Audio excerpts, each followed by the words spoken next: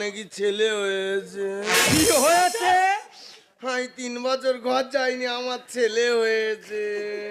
তা হবে না, তুই লোকের জমিতে হাল করে বেড়াবি, তোর জমিতে কেউ না কেউ হলে ঘাস কাটা বেরিয়ে যাবে রে। ফাঁকা মাঠে কোন শালা খেললো বল?